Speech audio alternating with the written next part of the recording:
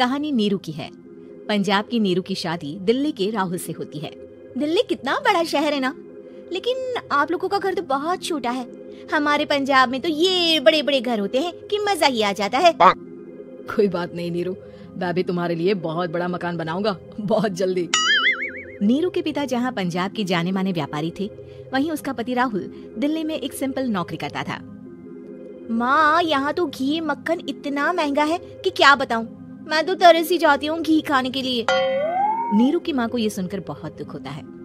मेरी बेटी को घी नसीब नहीं हो रहा है और ये बहू यहाँ बैठकर घी में शक्कर डाल रही है। देख वनिता, मैं साफ कह रही हूँ, इस घर में जितना घी आएगा उतना ही मेरी बेटी के घर दिल्ली भी जाएगा। अरे ये क्या बात होती है माँ जी? बेटी का उतना ही करो जो अच्छा लगे। अब क्या मायके से घी और मक्खन तक की सप्लाई करोगी आप? हाँ, मेरी बेटी किसी चीज को तरसे मुझसे बर्दाश्त नहीं होता। अब क्या था, नीरू के मायके में 2 किलो घी आता तो 2 किलो दिल्ली जाता नीरू के पास। एक दिन, माँ बड़ी गर्मी पड़ती है दिल्ली में। इस घर में तो एक ही एसी है और वो भी ड्राइंग रूम में। सारा परिवार एक ही कमरे में सोता है। अब बेटा वो तो हर घर की कहानी है, यहाँ भी एक ही एसी है। अरे बिल इतना आता है कि क्या बोलूं। तभी वहाँ राकेश आ जाता है। माँ, थोड़ी देर में यहाँ कुछ प्लम्बर आएंगे मेरे कमरे में एसी लगाने, जरा ध्यान से लगवा देना ना माँ। ओए, ऐसे कैसे तेरे कमरे में एसी लगेगा? हाँ राकेश, एक बार बात तो कर लेता। अरे पापा, वो वनिता को गर्मी में नींद नहीं आती। ड्राइंग रूम में सबके साथ सोने में वो अनकंफर्टेबल है, इसलिए। अरे पूरे परिवार के साथ वहाँ तेरी बहन नीरू भी तो सोती है, वो नहीं हो रही क्या अनकंफर्टेबल? समझ रहा है ना? अगर एसी लगेगा तो एक दिल्ली में तेरी बहन के कमरे में भी लगेगा, तभी तू लगा सकेगा। राकेश वनिता को सारी बात बताता है। वनिता करती भी क्या, मन मार कर बैठ जाती है। माँ, ये लोग ठीक नहीं है, क्या करूँ मैं? अरे बेटी, यहाँ आ जा, तू यहाँ आकर रह ले। अरे छोड़ दे ऐसे पति को। कैसे छोड़ दूँ माँ? समाज क्या कहेगा, लोग क्या कहेंगे? वैसे भी मेरा एक बेटा है मयंक। अरे हटा बेटा, तेरी उम्र ही क्या है, इतनी परेशान रहेगी तो काम कैसे चलेगा। खैर, बात आई गई हो जाती है। माँ को लगता है कि नीरू ठीक है, तो वहीं नीरू के मन में एक ही लाइन चल रही होती है, यहाँ आ जा। माँ ने तो बोल ही दिया है कि यहाँ आ जा। बस मयंक थोड़ा सा बड़ा हो जाए, इन गरीबों को छोड़कर मैं वापस माँ के पास ही चली जाऊंगी।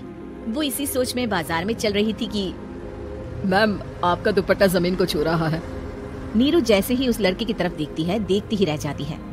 हाय रे, कितना सुंदर लड़का है ये। अब क्या हुआ? मैंने कहा आपका दुपट्टा। तो खुद ही उठा कर दे दो ना। लड़का समझ जाता है कि नीरू उस पर फिदा हो चुकी है। वो उससे उसका नंबर लेकर चला जाता है। अब क्या था, नीरू और रोहित में लगातार बातें होने लगती है। मैं हरियाणा का रहने वाला हूँ, यहाँ एक बड़ी कंपनी का मैनेजर हूँ। अच्छा, और कितने बच्चे हैं तुम्हारे? बच्चे? अरे मेरी तो शादी भी नहीं हुई है। तुम बताओ, शादी करोगी? नीरू शर्मा जाती है। अब लेकिन मैं तो पहले से ही शादीशुदा हूँ। मुझे फर्क नहीं पड़ता, बस तुम शादी कर लो, भाग चलते हैं। बहुत पैसे वाला हूँ मैं, हमेशा खुश रखूंगा तुम्हें। नीरू रोहित से मिलकर सारा प्लान बना लेती है और फिर एक दिन घर से भाग जाती है। दोनों शादी कर लेते हैं। शादी के बाद, क्या बात है नीरू, तुम्हें परेशान सा देखता हूँ, सब ठीक तो है ना? हाँ, सब ठीक है।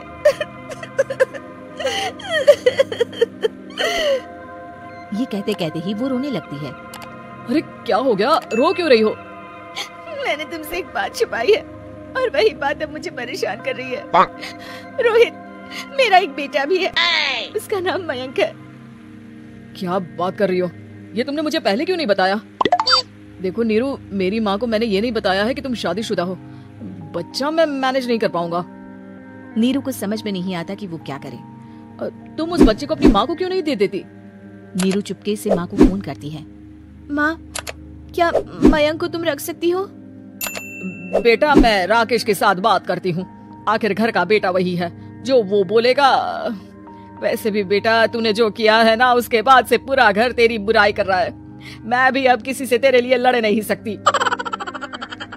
राकेश बेटा, नीरू ने तो जो किया बहुत ही बुरा किया, लेकिन मैं सोच रही थी कि क्यों ना मयंक को हम यहाँ ले आए। तभी वनिता बोल पड़ती है। वाह जी, ऐसे कैसे यहाँ ले आए? यहाँ क्या भंडारा भरा है? और जिस बच्चे की माँ ने नहीं सोचा, उसके लिए हम क्यों सोचे? नीरू को एक बार तो अपने बच्चे के बारे में सोचना चाहिए था ना। अरे लेकिन तेरे पास भी तो लड़का नहीं है ना वनिता। माँ, वनिता ठीक बोल रही है। कल को वो बड़ा होकर इसी घर का हिस्सा मांगेगा तो हम क्या करेंगे? माँ कहती भी तो क्या, वो चुप रह जाती है। वहीं नीरू का पहला पति कहता है, माँ अगर आज भी वो वापस आ जाए तो मैं उसे माफ कर दूंगा। बेटा, गरीबी चीज ही ऐसी है, क्या करेगा। तू तो अब मयंक का सोच। वो बेचारा तो बिना माँ का हो गया। मयंक के खातिर तू दूसरी शादी कर ले बेटा। लोगों के लाख समझाने के बाद नीरू के पहले पति की शादी रिद्धि से हो जाती है, जिसके पहले पति से 2 बच्चे होते हैं। देखो जी, मैंने शादी सिर्फ बच्चे के खातिर की है। मैंने भी शादी सिर्फ बच्चों के खातिर की है। वहीं नीरू के दूसरे पति के मन में ये बात घर कर जाती है कि नीरू एक मासूम बच्चे को उसके खातिर छोड़ कर आई है। अब देखो नीरू, मुझे लगता है कि जो औरत अपनी कोख का बच्चा छोड़ सकती है वो तो कुछ भी कर सकती है। कल को तुम्हें मुझसे अच्छा कोई मिल गया तो तुम तो मुझे भी बाय बाय कर दोगी ना। नीरू को अब उसका दूसरा पति ताने देना शुरू कर देता है। तंग आकर नीरू उसके यहाँ से भागकर अपने पहले पति के पास चली जाती है। लेकिन ससुराल में क्या लेने आई है नीरू, मयंक को? नहीं सासू माँ, मुझसे गलती हो गई, मुझे माफ कर दीजिए। नीरू, अब वक्त खत्म हो गया है, मेरी शादी हो चुकी है। तो छोड़ दो ना उसे, हमारा बच्चा है। मैं आपको अपनी माँ नहीं मानता, मेरी नहीं माँ तो बात अच्छी है। नीरू मयंक की बात सुनकर समझ जाती है कि उसके पास अब ना आसमान रहा ना ही जमीन।